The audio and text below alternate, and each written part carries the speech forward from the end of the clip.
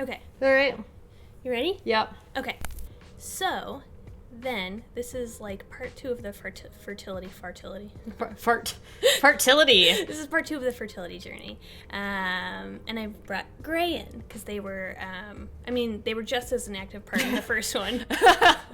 Thank you. But they went through something in this part of the journey that I didn't. So I didn't want to speak. I didn't have to do the egg harvesting. You're right. So I didn't want You did help me. I did, but I don't want to speak about that experience for you. So I brought you in. I'm so lucky. Hi, Internet.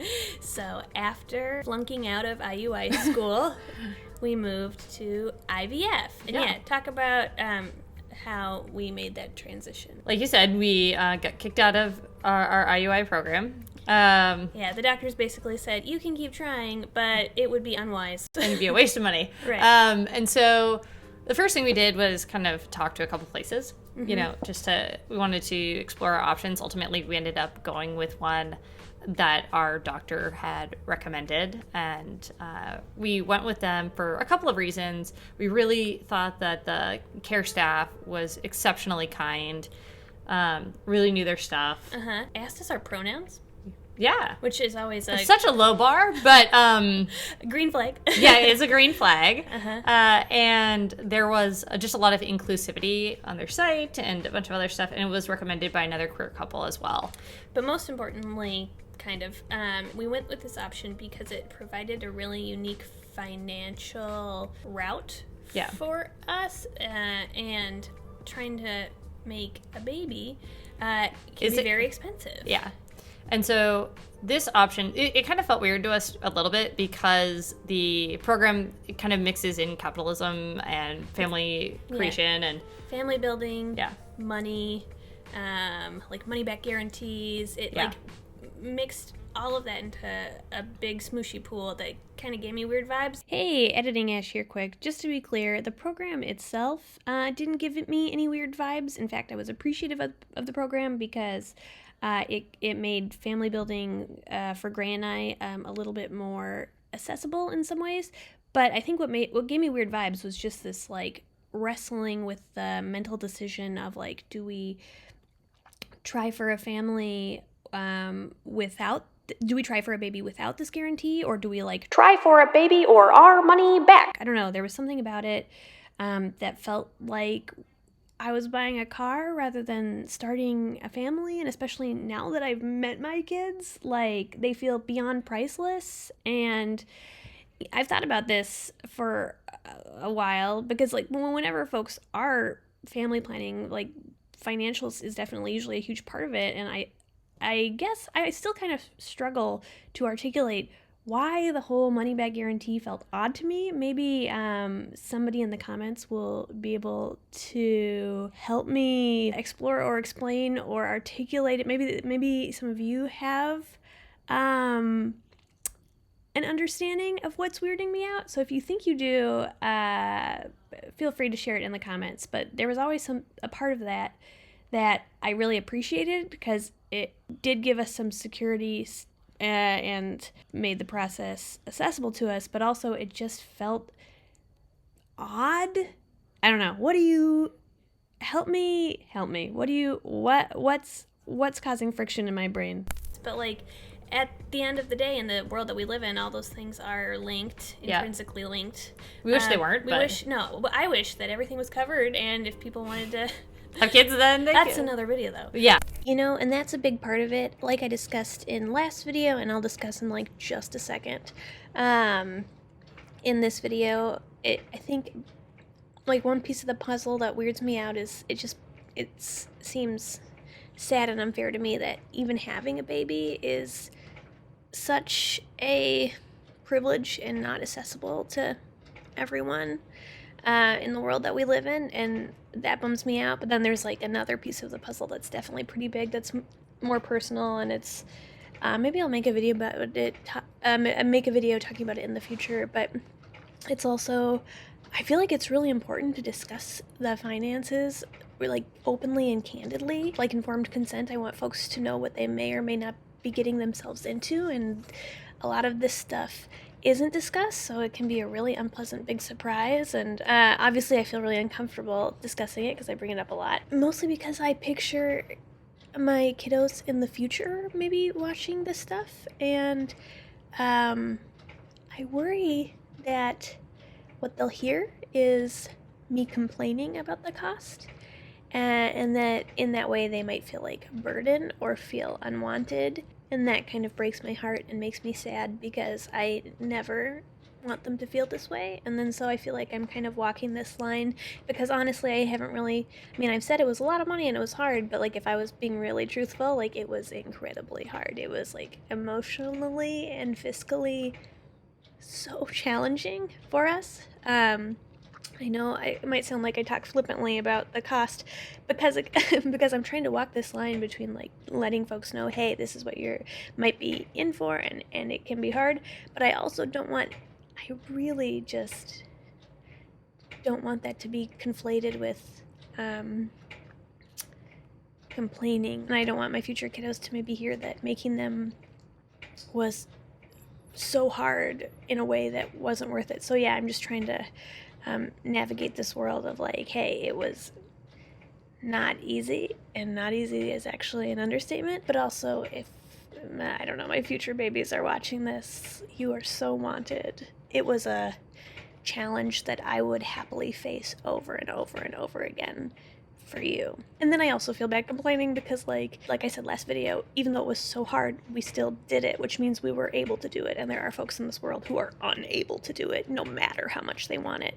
And so that our positionality allowed us to do that, and like we're privileged to do that. I don't know, hopefully that makes sense. But anyway, we ended up going with a program that allowed us to go through 3 rounds of egg harvesting and unlimited transfers, which essentially just means that you can harvest as many as 3 eggs and you can get as many as you need. However many eggs that successfully fertilized and are recommended for implantation, you can get unlimited transfers. And if none of that still works, they will give you most of your money back except for the medication back, so you can use those funds to pursue other routes of family building. Yeah, the difference between like this and another program is it is kind of like a risk versus reward thing, because you do put down a pretty hefty like deposit, which you wouldn't do if you were just like paying as you go. If you're just paying as you go, so you have to like decide that. It was kind of nice to us because we had already, the financial planning of it was pretty intense, and we kind of wanted to not focus on that so much. So after we had decided to just go with that program, it made it so that we could just focus on the family building portion of it. So it actually kind of took the financials out of it. For me, it really like lightened the mental pressure and the financial pressure, because it was a big decision to make, because it was, like I said, it was a hefty down payment. It was almost just as much as we'd already spent through 14 rounds of IUI in one payment. It was a big decision, but it was only one decision. Yeah. Every time we did IUI, we had to make another decision. There's all kinds of financial decisions that were incorporated every single time we tried with IUI. And so we just wanted to kind of take away all of that. And just focus on loving each other, supporting each other, and building a family. Yeah. And not how much is it going to cost and how long is this going to go on. We knew that it was we were investing a bit of money into our family, and if it didn't work, we would be returned some money to pursue other options. Yeah, and we're very privileged to be in the financial position to be able to do that. But anyway, it ended up working out. So spoiler alert, it worked out right away. Unlike everything else. Yeah. So we went through a ton of testing to make sure we had to like qualify for the program as well. They had to be confident that they could get us pregnant. Yeah, you had to be, I think, under 30. Under 35, I thought. Okay, under 35, and then you had to meet like certain hormone levels. Yeah. We found out that not only were we going to do IVF, but we were going to do Ash's dream, which was co-IVF. And if I got to pick, oh my gosh, okay, I'm just going to gush a little bit, so because everything was so frustrating. But if I got to pick the perfect scenario, we would have gotten pregnant with Gray's eggs, co-IVF, my tummy, and we'd have twins. And guess what happened? All of that happened. It was so it took so long, and it was very hard.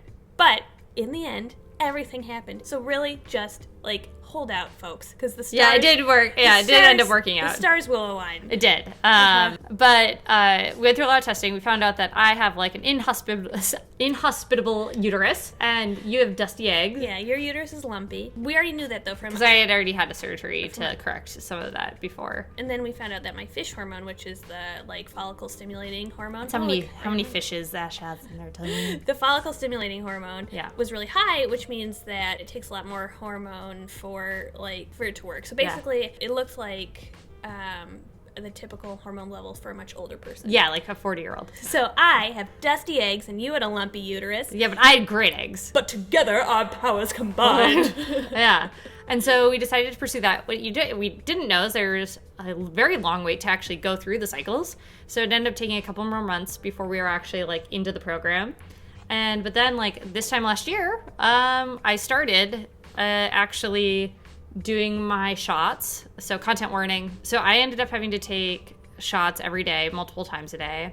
And it was a very viscous, thick viscosity liquid that we actually had to mix ourselves, which was a very interesting process. It was a very involved, like, whole ordeal. And we had to have a shot station. We had a shot station set up with multiple parts. You mixed a medicated powder with a saline solution. Multiple times. Mixed it all together. And then I took the injections. And you, like, forced it. Yeah, it was really difficult to push in. Uh-huh. And you said it was painful. Yeah, it was not, I mean, it, like, wasn't the worst thing in the world, but, like, it was not, like, fun. Yeah. To stick yourself every day. And then you had to make sure you were doing it on different sides, like alternating sides. You had to make sure that you were in certain fat areas and things like that. So, and then there was some warnings we were given, because this is even more intense than the follicle stimulation for IUI, because they want a ton of mature eggs. I was not permitted to exercise for a few weeks, and that's because your ovaries get to the size of... They're usually the size of walnuts. And the inside of a walnut. Oh, okay. And then they get to the size of an apple, like a big apple. Gray had 2 eggy apples in them. Yeah, it was super fun. I want to tell the story about why you can't exercise, because I think it's... Oh, because if you exercise and you fall and they go over themselves... It's like... They kind of float.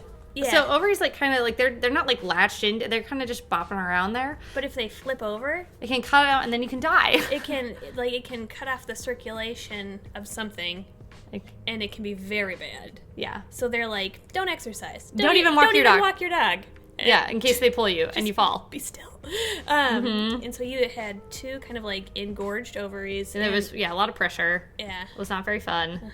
And then we went in for the procedure. They sedated me. Okay, you got sedated. I was trying to fight it. I wanted to stay awake. Like, you see those people on, like, YouTube or TikTok. Didn't work. Spoiler.